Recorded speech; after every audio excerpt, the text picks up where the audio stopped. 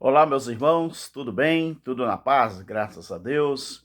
Estamos mais uma vez aqui para deixarmos um vídeo para a honra e glória do nosso Criador e também para o crescimento do povo da graça de Deus. Louvado seja o nome do nosso Criador, o Deus que fez os céus e a terra, o eterno, né? Meu querido, sem perca de tempo, eu quero deixar aqui mais um vídeo para o nosso crescimento espiritual e quero pedir para você que ainda não é inscrito no nosso canal, se inscrevam, né? E também deixe o seu like, que é bastante importante, tá, meu querido? Deixe os seus comentários aí na aba dos comentários. Também, quando você se inscrever no nosso canal, você ative o sininho de notificação, para que você possa receber todas as notificações quando tiver um vídeo novo, tá bom? Meu querido, eu quero deixar aqui hoje 8 coisas que todos os cristãos precisavam saber. Pelo menos 8 coisas. A primeira coisa que eu quero falar é que, em graça, nós já estamos ressuscitados. Efésios capítulo 2, 1 ao 6. Eu não vou ler, porque senão vai tomar um tempo e o vídeo vai ficar muito grande. Todo cristão deveria saber isso, que em graça nós já estamos ressuscitados em Cristo. Você vai estudar na sua casa Efésios capítulo 2, do versículo 1 até o 6. A segunda coisa, que em graça nós já estamos abençoados. Nós não estamos esperando o arrebatamento físico da igreja, do jeito que a igreja evangélica ensina, para que nós pudéssemos, ou para que nós pudéssemos ser abençoados. Não, em graça nós já somos abençoados. Efésios 1, 3, Gálatas 3 e 9. Terceira coisa, em graça nós já estamos perdoados. Nós somos gentios. Os judeus foram perdoados primeiro da transgressão da lei, que recebeu o nome de pecado, assim como o Código Penal adjetiva os crimes aqui no Brasil, né, por números, porque cada número indica um tipo de transgressão ao Código Penal, às leis brasileiras. E em graça nós já estamos perdoados. Nós somos gentios. Deus perdoou, através do sacrifício de Cristo, a transgressão dos judeus. Então o que acontece? Podemos falar que nós pegamos o bonde andando, porque nós já estamos depois da cruz. Quando nós nascemos, já tinha acontecido o advento do Messias. O Cristo, o Jesus de Nazaré, já tinha vindo, já tinha morrido. Então o Cristo ressuscitado, não é? Já tem 2000 anos que isso aconteceu. Então quando eu e você nascemos, nós já nascemos perdoado todas as nossas dívidas. Quarta coisa, em graça nós já somos santificados. Nós não lutamos todo dia para se santificar, não. 1 Coríntios, capítulo 1, verso 1 ao 2. Em graça, que eu falei terceiro, que já estamos perdoados, você vai encontrar isso em Colossenses 2, 13 e 14. Quarto, em graça, nós já estamos santificados. Então, o que acontece? Ninguém precisa buscar, principalmente os filhos de Deus, essa santificação que a igreja evangélica fala que está na roupa, não é? Está no comer, está no beber, está no andar. Santificação, o que é ser santo? É ser separado. O que é ser santificado? É estar separado. Separado de quê? Do mundo. Esse mundo, né, que a gente vive aí, né, esse sistema, nós estamos separados, né? Então a palavra santo quer dizer separado. Santo nada tem a ver com rituais que você pratica ou não. Santo tem a ver com separação, tá bom, meus queridos? Então, em quarto lugar, nós já estamos santificados. 1 Coríntios 1, 1 e 2. Em graça, a quinta coisa, nós já estamos reconciliados com Cristo. 2 Coríntios 5, 18 a 19. Em graça, nós já estamos reconciliados com Cristo. Afinal de contas, o propósito da morte e da ressurreição ali no Calvário foi para que estivéssemos reconciliados com Cristo. Tá bom, meu querido? A sexta coisa, em graça, nós já estamos batizados. É triste falar isso aqui, que a igreja evangélica, nós estamos há 2000 anos depois da cruz, e a igreja evangélica ela não entendeu que o batismo em água, oblação, purificação pela água, era para os judeus. O batismo em graça depois da cruz, ele está na morte e na ressurreição do Senhor. Aonde que está isso? Lá em Romanos, no capítulo 6, e também em Gálatas 3, 26 e 27. Em graça, nós já estamos batizados. A sétima coisa, em graça, nós já estamos salvos. A igreja evangélica ensina tudo errado, que nós temos que lutar pela nossa salvação. Alguns dias atrás, eu passei em frente a um templo evangélico, desses templos, né, que eles chamam de igreja, ao qual eu pertenci durante 45 anos, e eu ouvi o pastor dali falando que nós temos que lutar pela nossa salvação. Eu baixei a cabeça e disse, coitado de Jesus, o sacrifício dele para muita gente foi em vão, porque se eu tenho que lutar pela minha salvação, então Cristo não precisaria ter morrido, não é verdade? Se é que eu que tenho que lutar pela minha salvação, então Cristo morreu em vão. Por quê? A Bíblia diz que a salvação ela não vem das obras de ninguém para que ninguém possa gloriar. A salvação é um dom de Deus. Então, a salvação, meu querido, é uma prerrogativa de Deus, não é minha e nem é sua e nem é de religião nenhuma. As religiões, principalmente evangélicas, elas pegaram a salvação e espalham por aí como se a salvação fosse prerrogativa deles. Mas nós sabemos que isso é mentira. É uma mentira tremenda. Então, em graça, nós já estamos salvos. 2 Timóteo 1, 9, Hebreus 9 a 12. A oitava coisa, em graça, nós já estamos libertos. Cristo padeceu na cruz para que eu e você pudéssemos ter essa libertação, ter essa liberdade. Primeiro dos judeus, depois nós, os gentios no mundo inteiro, fomos beneficiados com a graça de Deus, não é? Então, em graça, nós já estamos libertos. João 8:32, Colossenses 1:13. Então, é isso que eu falei aqui, é oito coisas que todos os cristãos deveriam saber. Você volta o vídeo, não é? Você volta o vídeo um pouquinho para você pegar os textos bíblicos onde está escrito as referências. Então, deixa eu te falar uma coisa, meu querido. Muito importante. Tudo isso aqui que eu falei foi garantido por causa de Cristo. Tudo que eu falei já está garantido. A nossa ressurreição, que ela é espiritual, as nossas bênçãos, que nós já estamos abençoados, nós já fomos perdoados, a nossa santificação, a nossa reconciliação, o nosso batismo, a nossa salvação, a nossa liberdade. 8 coisas que foi garantido por causa de Cristo, por causa do sacrifício que Cristo fez ali no Calvário.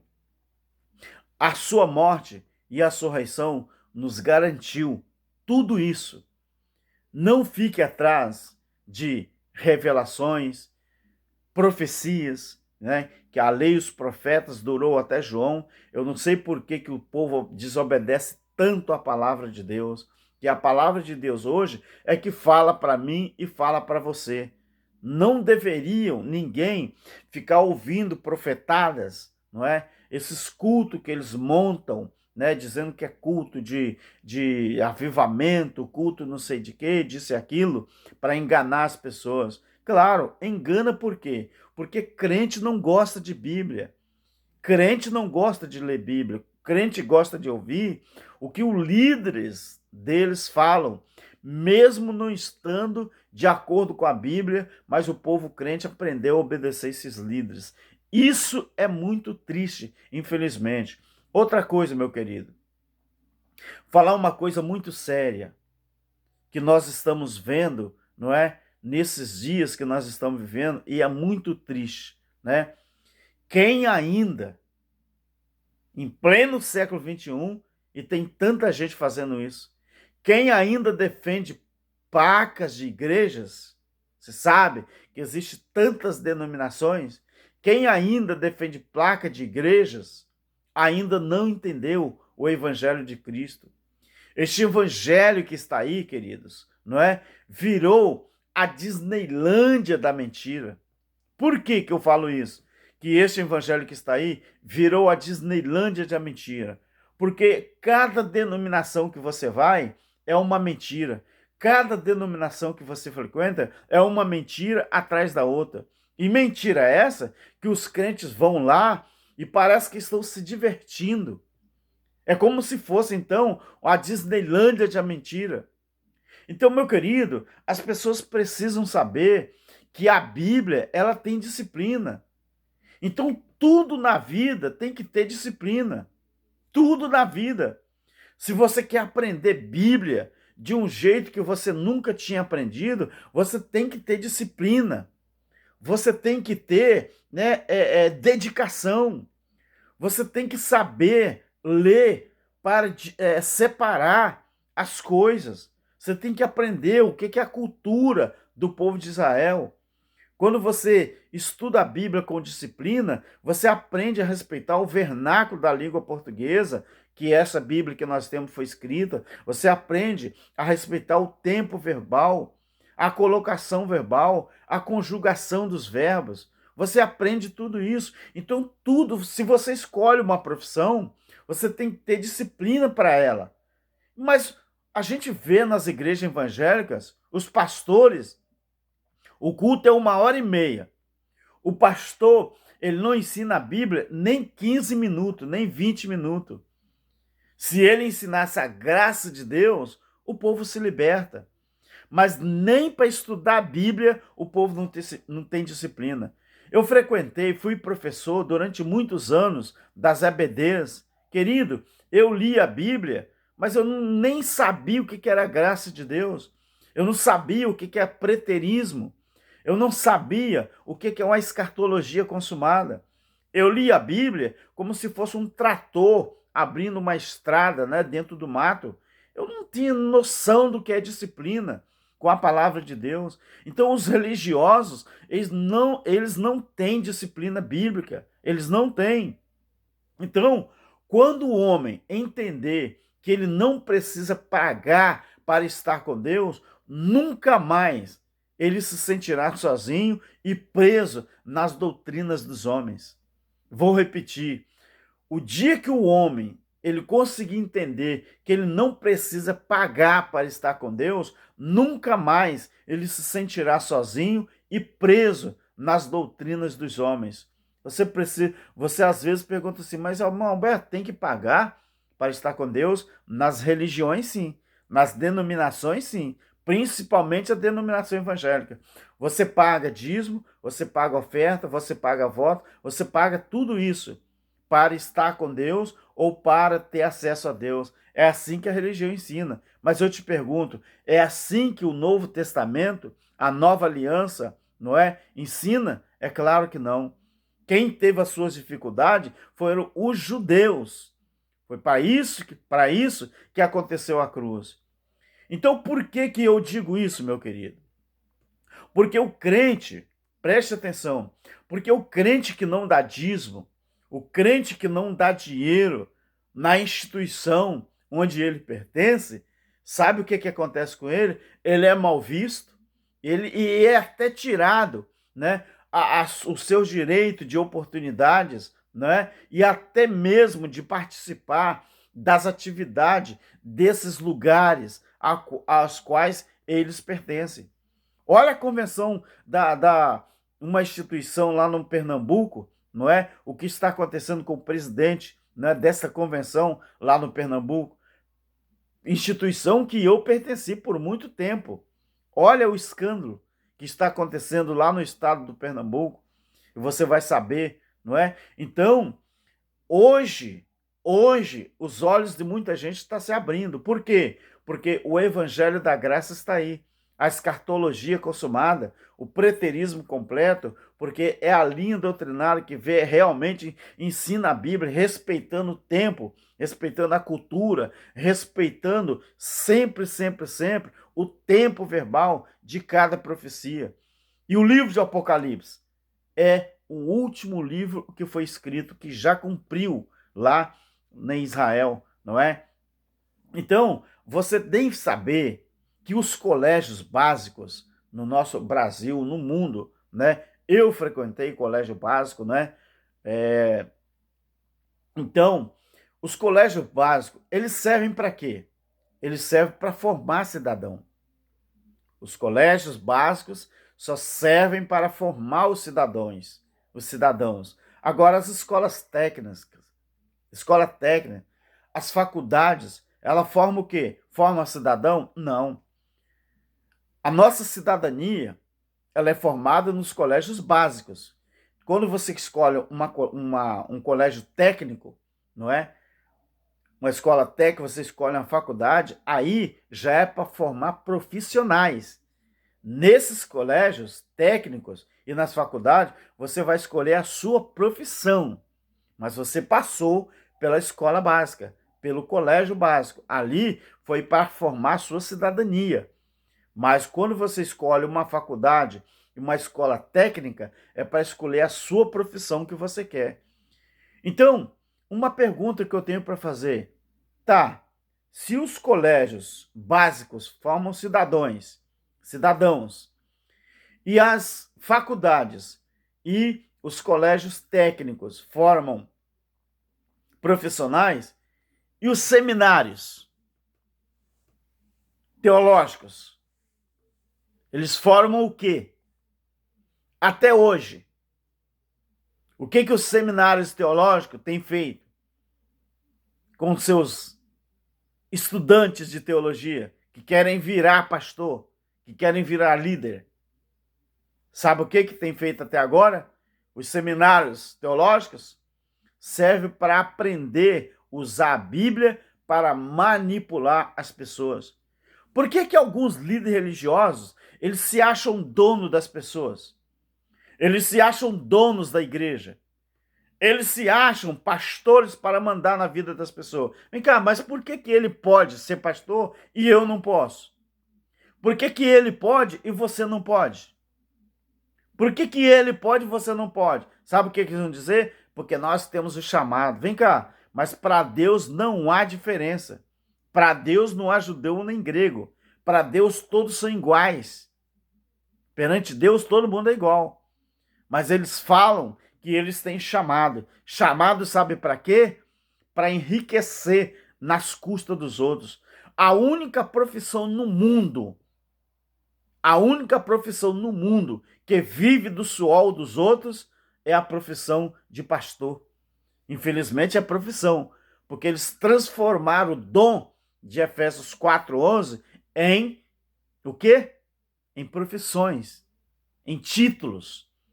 Então aquilo que era dom, eles transformaram em títulos e eles montam igrejas e se acham dono das pessoas. Então, os seminários teológicos, até hoje, só servem para isso, para usar a Bíblia para manipular as pessoas. Talvez você me pergunte, meu querido, mas a Bíblia não deveria ser usada para fazer as pessoas entender a graça de Deus? É claro que sim. Agora, faça essas perguntas para o seu líder religioso e veja lá o que ele vai te responder. Tá bom, meu querido? Pergunte a ele tudo isso aqui, ó. Todas estas oito coisas que eu mencionei aqui, que todo cristão precisa saber. Pergunte a ele e mostre a ele dentro da Bíblia a respeito o tempo verbal ali, que foram faladas essas coisas. E veja o que ele vai te responder. Depois você me fala, tá bom? Quero agradecer aos meus queridos irmãos. Fique na graça, fique na paz e até o próximo vídeo. Comente aí, meu querido, faça um bom comentário, compartilhe esse estudo, tá? Para que nós possamos cada dia mais crescer na graça e no conhecimento do Senhor Jesus. Amém? Paz e graça.